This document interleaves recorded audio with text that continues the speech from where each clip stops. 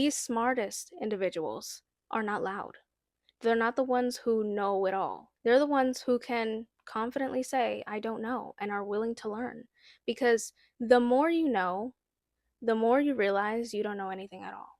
That's what smart people understand. Hello, my darlings. Welcome, or welcome back to my channel if you are returning. Either way, I'm happy to have you. Today's video was actually a special request from no one other than a darling themselves, wondering if I would make a video on a few of the reads that I like to kind of get a glimpse into my inner world. And while it pains me to say it, because I really wish that I was, I'm not the biggest reader when it comes to self-help books or self-development as a whole. However, I will say that I have been shaped in various ways through psychology, philosophy, neuroscience, history, art, symbolism, documentaries, and so much more. I have, I think, in total 3 self-development books, and I'm only demonstrating one of them in this video because the other 2, I can't bring myself to finish them. My way of learning comes from creativity, emotion, passion, not necessarily structure and logic and rationality, despite that being a really big role in my personality. Because I don't have much physical evidence of the things that have helped me expand my knowledge and become emotionally intelligent, I am just going to throw in a bunch of things that I do to stay open-minded, and then I will throw in the few books that I have here where I see fit. The first thing, and probably the most important thing of this list, is learn to question absolutely everything. Don't stay in the clouds, ever. Politics, beauty standards, religions, social norms, relationship advice. Question the things that you have been programmed to believe your whole life, because there are no answers without questions first. I like to think of big topics into the world that nobody really questions as still water or stagnant water, if it's kind of a toxic thing. And so the process of questioning still water would be like creating ripples in it, because it's like one question has the ability to collapse an entire belief system. You start off with one ripple and it bleeds and it transcends into the entire pond until it touches the barrier. I had posted a TikTok, I think about a month ago, on the topic of feminism and processing your emotions, specifically anger, as a woman in the society, and it got a lot of you talking. A lot of women were agreeing with me, other people were in between, and there were definitely people on the opposite spectrum. There were a lot of women in particular telling me, I am this level of woke. I have never heard anybody put it the way that you put it. It's like I was finally helping them or opening their eyes to something that nobody has ever questioned before. I also had made a video on here, YouTube, about beauty standards and kind of challenging some narratives around that using my own unique advice and perspective on the very worldwide topic of beauty standards, which you guys seem to have really enjoyed. And I appreciate all the positive feedback and the negative feedback, because there were like 2% of people that didn't agree with me. That's okay. Agree to disagree, take as you will. Okay, moving on to number 2, keep an open mind. Never reject an idea because it feels uncomfortable at first. Go back to step number 1 and question it. Try to understand why somebody believes what they believe. Listen to multiple perspectives without forming a solid opinion first. The easiest way, and I say this from the bottom of my heart, the easiest way to stay closed-minded is to refuse to understand somebody else's perspective, or multiple perspectives at that. It is the refusal of hearing anything or consuming any content that doesn't automatically agree with you. This is where the only self-help book that I'm going to be demonstrating in this video comes in, and it's The Laws of Human Nature by Robert Greene. It looks a little similar to all the other books that he has. Maybe you'll recognize them because they kind of all look the same. Greene talks or dedicates an entire chapter to the human biases, and the one that sticks with me the most is the confirmation bias, because it's the one that I see everywhere, even in myself back when I didn't read this book. Basically, the confirmation bias is looking for evidence or opinions to support or back up your opinion. It's the idea that if so many people agree with this one thing, it must be true. Similar to the confirmation bias, there is the group bias that he actually talks about next, which is the bias of finding a group that thinks the way that you do so that your opinion is never wrong. It's where your opinion always revolves around the way that the rest of the group thinks. And I think that's why this video is so important, because it teaches you to think for yourself. The title of this video, hello. Being closed-minded reminds me a lot of an ignorant individual. Because perhaps if you were a stupid individual, if you were genuinely lacking a few screws, you would have no choice but to not know something because you're stupid. But an ignorant individual knows that there could be better than what they are thinking, and they refuse to go out looking for it because they're scared of what it might say or what it might do to their own ego. That to me is what it looks like to be closed minded, and that to me is what it looks like to be ignorant. Just walking around life, covering your eyes, like, nope, I'm right, you're wrong, despite there being all of the evidence to support otherwise. Number 3 on my list to learning how to think for yourself is learning to love the gray area. Now, you can do this and practice this by understanding that two things can be true at once. For instance, let's say, for example, you are trying to get over somebody and you tell yourself, well, I miss what we had. In that same breath, you can say, I don't belong there anymore.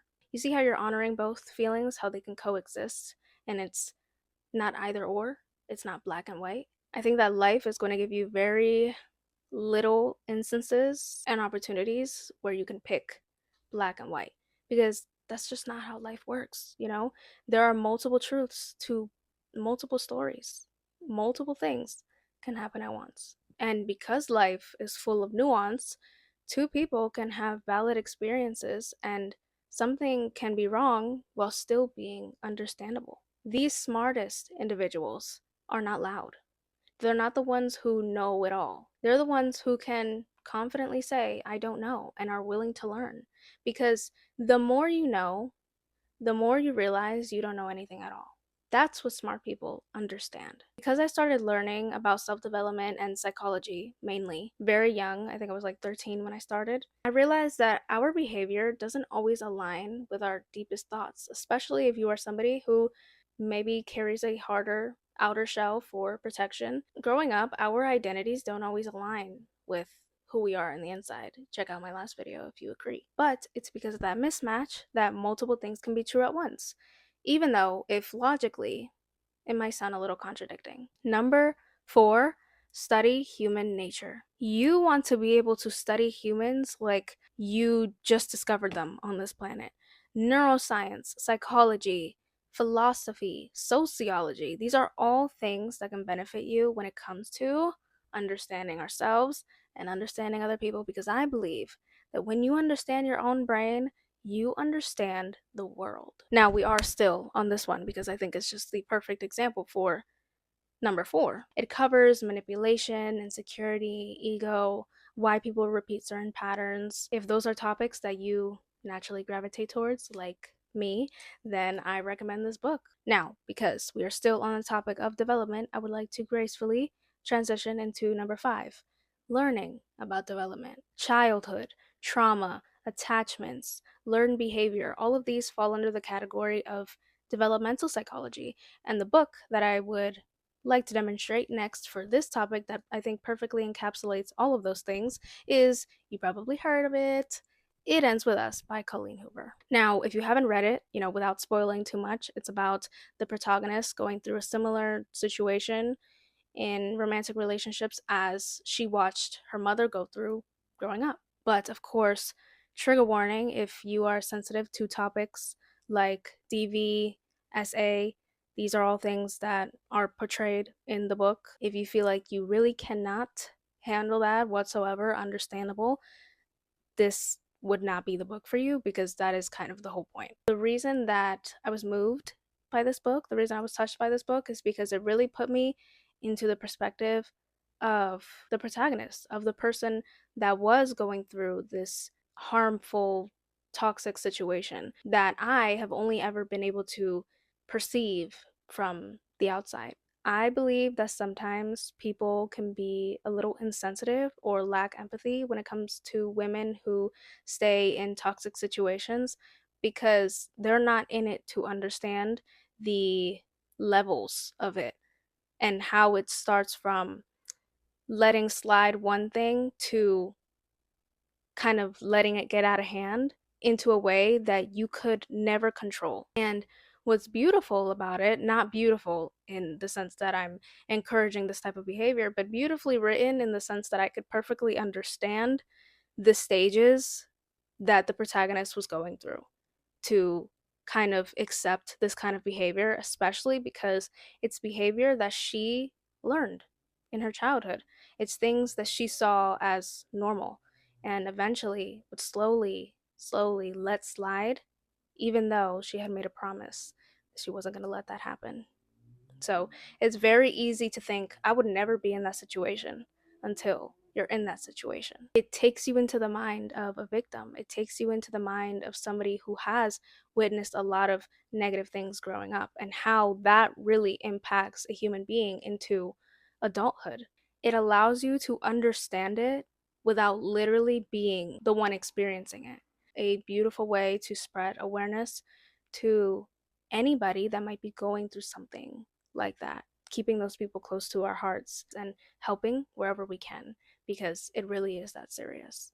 But again, trigger warning. That one was a little heavy, but we're moving on to number 6, which is learn history. Learning history is about going back in time, understanding where certain belief systems came from, where important events took place or when they took place, and kind of comparing the similarities or differences in society back then and now in 2026. A lot of people disregard history to be irrelevant because they think it's just things that happened in the past. And that's exactly how I know that they don't know anything about history at all. Because if they did, they would also understand that a lot of the things that happened back then are actually coming back. And people are now realizing that there are some things that never actually changed. Sexism is one of those things that never really left. It's why we have so many women advocating for feminism. Racism is another big topic that still goes on today that has never really left. We see it more and more with the disappearances of people of color, ICE. I mean, people think because they aren't segregating white people and people of color in schools that racism has completely gone out the window. That's entirely untrue. History gives us worldly context because it's through the past that we create the present, and it's through the present that we create the future. Whether you are religious, you don't believe in politics, equal rights, this is the world that we live in. We don't live in heaven yet. Nobody's gone to hell. It's important that you recognize what's going on in front of your eyes. Now, of course, you guys don't know this, but I have been speaking for over an hour. But still, we rise. Number 7, and it's the last thing I'm covering for this video, along with the last book that I'm talking about. Learn symbolism. Movies, books, paintings, music videos, all of these are packed with symbolism. You just need to learn how to read symbols. And once you learn how to identify these certain symbols, you actually enjoy the piece and the art 10 times more. Because now you're uncovering all of these hidden meanings that at face value you wouldn't be able to notice. And the best part about symbolism is that anything can be a symbol. Anything can have greater meaning. Water could mean emotions. Birds could mean freedom. Mirrors can be reflection or identity. Flowers symbolize growth. And seasons symbolize transformation or transitions. For my 19th birthday, I took 2 sessions of photos of different kinds actually wearing the same dress. It was a long, flowy, off the shoulder dress. And for one of the sessions, I was actually in the water, in river water. And it was supposed to symbolize a rebirth, a new beginning, a new me. I feel like I have changed drastically from the ages 17 to now 19. So I wanted to take pictures in a way that demonstrated my growth. So the white dress is supposed to represent renewal and purity because when you're first born, it's like you have all this childlike innocence. And that's what I wanted the white dress to symbolize. And because I was in a river and it was flowing, I wanted the water to represent a cleanse, washing away all of my old baggage and getting ready for a new beginning. And my expression on my face is kind of a surrender expression. And yeah, it was just absolutely beautiful. I had so much fun incorporating all of these little details because while not everybody can read symbolism, it was like I could. I knew what my pictures meant to me, and that was the most important part. So, for the last book that I'm going to mention in this video that has impacted me and also incorporates a lot of symbolism, which I love, is Speak by, and I'm going to butcher this, Lori Hulse Anderson. Okay? Gonna try to not have the light reflect on it. Trigger warning for this book, I am so sorry. It includes SA and I think some DV. I'm not entirely sure. It's been a long time since I read this book, but it has truly stuck with me because, again, it puts you in the position of the protagonist. It really gives you empathy for people who go through that and survive it. Now, without spoiling too much about it, in case you are interested in checking it out, it is about a young protagonist who is an SA survivor, and she has a long time trying to find her voice again since her trauma happened, and she discovers her voice through symbolism. And I love it because it spreads awareness, because it again puts you into the perspective of the protagonist, of the person who is experiencing and enduring this level of trauma. It helps you better understand the gravity of the situation. It allows you to get help for somebody that you may know struggling with that. It helps you see yourself better if you've ever been in that kind of situation and you need some sort of closure, that you're not alone in that. And just like that, my love, we have made it to the end of another video. I really hope that you enjoyed this video as much as I enjoyed making it for you, and I will happily see you in my next one. Bye bye.